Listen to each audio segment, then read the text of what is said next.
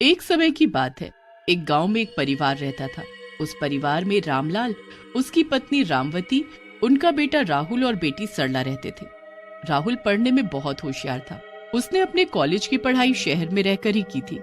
राहुल को एक दिन अमेरिका से नौकरी का ऑफर आता है। वो बहुत खुश होकर सबको ये खबर देता है। अमेरिका का नाम सुनते ही सब चौंक जाते हैं। वो राहुल को अमेरिका जाने से साफ मना कर देते हैं और राहुल इस बात पर गुस्से में आ जाता है। आपको अंदाजा भी है कि मैंने कितनी मेहनत की है इस नौकरी को पाने के लिए।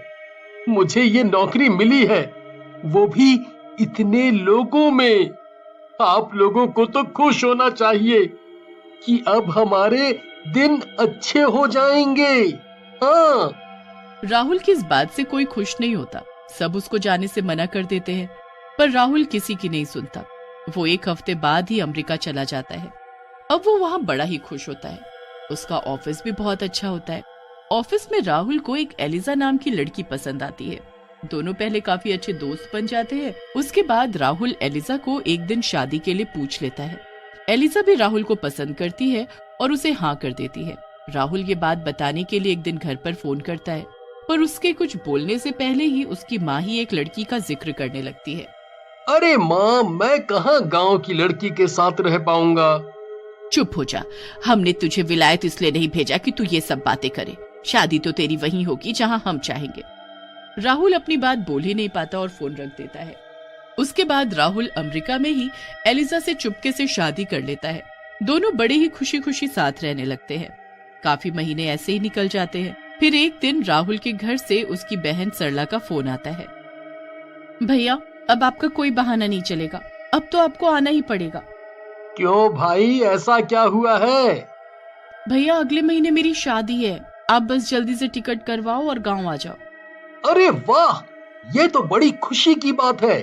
मैं आज ही आने की टिकट करवाता हूँ। What happened, Rahul? Is everything okay? Yes. We are going to India. My sister is getting married. Oh wow! वहाँ तो बहुत मजे आएंगे। राहुल अपने साथ एलिजा की भी टिकट करवा देता है और उसे अपने साथ गांव ले जाने का सोच लेता है। राहुल थोड़ा घबराया हुआ भी होता है कि पता नहीं घर वाले एलिजा को देखकर कैसे रिएक्ट करेंगे, पर वो सरला की शादी के लिए बड़ा खुश भी होता है। दोनों गांव पहुंच जाते हैं। गांव के सब लोग अंग्रेजी लड़की को राहुल के साथ देखकर बड़े हैरान होते हैं। पूरे गांव की भीड़ एलिजा को देखने के लिए इकट्ठी हो जाती है। एलिजा को यह सब बड़ा अच्छा लग रहा होता है। वो गांव देखकर बड़ी ही खुश होती है। सब लोग राहुल से पूछने लगते हैं कि उसके साथ वो लड़की कौन है, तो राहुल सबको बता देता है कि वो उसकी बीवी है। अब राहुल और एलिजा जब घर पहुंचते हैं तो उसके माँ बाप भी एलिजा को देख बड़े हैरान होते हैं। ये लड़की कौन है बेटा? माँ, ये आपकी बहू है। हे भगवान, ये तू क्या बोल रहा है? ये अंग्रेज और मेरी बहू? नहीं, ये सच नहीं है। माँ, एलिजा बहुत अच्छी लड़की है। हम बहुत खुश हैं।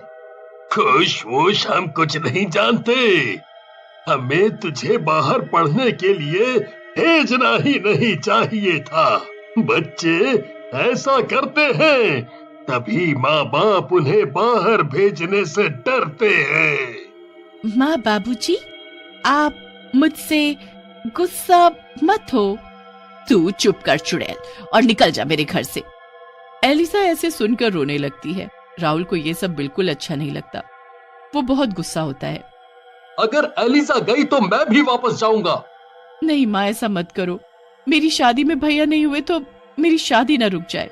सरला की शादी की खातिर उसकी माँ एलिजा को अपने घर में घुसने देती है, पर वो एलिजा को जरा भी पसंद नहीं करती। वो उसी दिन से एलिजा को हर वक्त परेशान करने लगती है। एलिजा को कुछ समझ नहीं आता कि वो क्या करे। वो राहुल को कुछ नहीं बताती, पर राहुल की माँ का परेशान करना कम नहीं होता। वो तो एलिजा से इतनी नफरत करती है कि एक दिन वो एलिजा को कुएं पर पानी भरने भेजती है। जब एलिजा वहां जाकर पानी भर रही होती है तो वो पीछे से उसे धक्का मार देती है। हेल्प हेल्प बोलती रहे अब, हेल्प हेल्प हेल्प। आई बड़ी अंग्रेज कहीं की। तेरे मरने के बाद ही मेरे बेटे का तुझसे पीछा छूटेगा। एलिजा कुएं में ही तड़प तड़प कर मर जाती है। एलिजा जब रात तक घर नहीं आती तो राहुल बड़ा परेशान हो जाता है और उसे ढूंढने निकल पड़ता है। एलिजा की लाश जब राहुल को कुएं में मिलती है तो वो बहुत रोता है। ये कैसे हो गया एलिसा? तुम मुझे छोड़कर नहीं जा सकती, ऐसा नहीं हो सकता। ये आज पानी भरने जाने की जिद तो कर रही थी, पर मुझे नहीं पता था इसके साथ ऐसा कुछ हो जाएगा। राहुल को जरा भी शक नहीं होता कि ये सब उसकी माँ का किया धरा है। कुछ दिन बाद ऐसे ही निकल जाते हैं। फिर एक दिन राहुल की माँ शाम के वक्त पानी भरने जाती है। जब वो पानी की बाल्टी बाहर निकाल रही होती है तो अंदर से आवाज आती है, मैं वापस आ गई हूँ। हे भगवान, ये आवाज कैसी है? तू अब मेरे हाथों मारी जाएगी। यहाँ तो जरूर कुछ गड़बड़ है। राहुल की माँ वहाँ से डरकर भाग जाती है। उसके बाद कुएं से एक चुड़ैल बाहर निकल कर आती है। इस बुढ़िया को अब मैं नहीं छोड़ूंगी, बहुत परेशान किया था इसने मुझे, अब मेरी बारी। अंग्रेज चुड़ैल अपनी सास के पीछे पीछे घर तक आ जाती है। रात को जब उसकी सास सो रही होती है तो अंग्रेज चुड़ैल उसके सर के पीछे आ खड़ी होती है। मुझे मारकर कैसे सुकून से सो रही है, पर अब मैं इसे न सोने दूंगी न जीने दूंगी। अंग्रेज चुड़ैल बहू अपनी सास के सारे बाल काट देती है और उसे गंजा कर देती है। अपनी सास को ऐसी हालत में देख उसे बड़ी खुशी होती है। उसके बाद वो वहां से गायब हो जाती है। जब अगले दिन उसकी सास उठकर बाथरूम में जाती है तो शीशे में खुद को देख जोर जोर से चिल्लाने लगती है, हाय मेरे बाल, मैं गंजी कैसे हो गई, ये क्या हो गया? आवाज सुनकर राहुल, सरला और उसका पति सब वहां आ जाते हैं। सरला अपनी माँ को गंजा देख उनसे पूछने लगती है कि ये कैसे हुआ, पर उसकी माँ को तो खुद पता नहीं होता। अब रोज रोज उसके साथ कुछ न कुछ अनहोनी होने लगती है, क्योंकि वो उसकी अंग्रेज चुड़ैल बहू ही ये सब कर रही होती है। फिर एक दिन जब सरला घर में झाड़ू लगा रही होती है तो उसे फर्श पर कुछ सुनहरे बाल दिखते हैं। अरे माँ, ये सुनहरे बाल हमारे घर में कहाँ से आए? हम सबके तो बाल काले हैं। सुनहरे बाल? सुनहरे बाल तो बस एलिसा के थे, मुझे दिखाओ तो जरा। राहुल सरला के हाथ से बाल लेकर ध्यान से देखता है।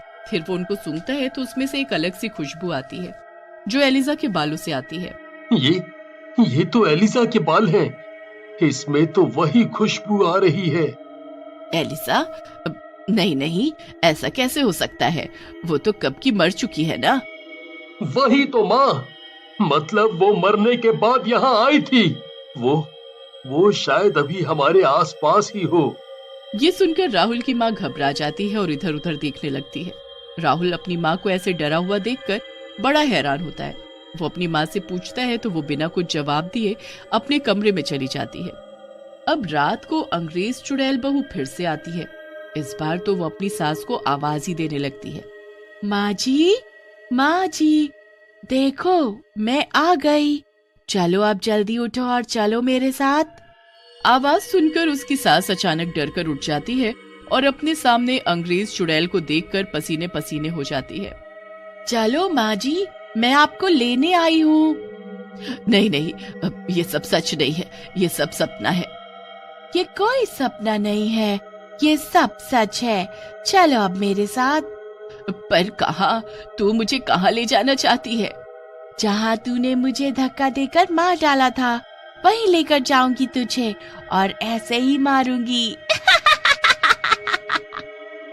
नहीं, ऐसा मत करो, मुझसे गलती हो गई, मुझे माफ कर दो।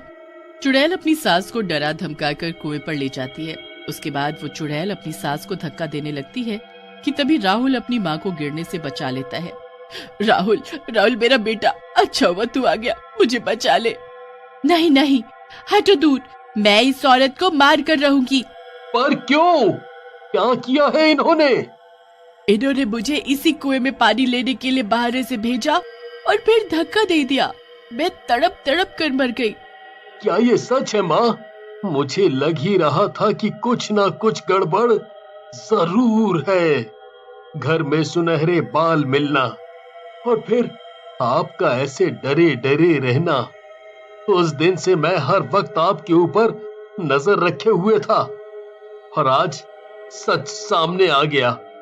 ऐसा क्यों किया आपने माँ? ऐसा क्यों किया? बेटा, मैंने तो तेरा इस अंग्रेजन से पीछा छुड़ाने के लिए ये सब किया था। मैं बहुत खुश था इसके साथ माँ, बहुत खुश। आपने बहुत बुरा किया, इसके साथ भी और अपने बेटे के साथ भी। मैं अब आपके साथ नहीं रह सकता। एलिजा, तुम मेरी माँ को छोड़ दो। इनको सजा मैं खुद दूंगा। राहुल उसी वक्त सामान पैक कर अमेरिका जाने लगता है। उसकी माँ बहुत रोती है और उसे रोकती है, पर वो नहीं रुकता। उसे उसके कर्मों की सजा मिल ही जाती है और एलिजा की आत्मा को शांति।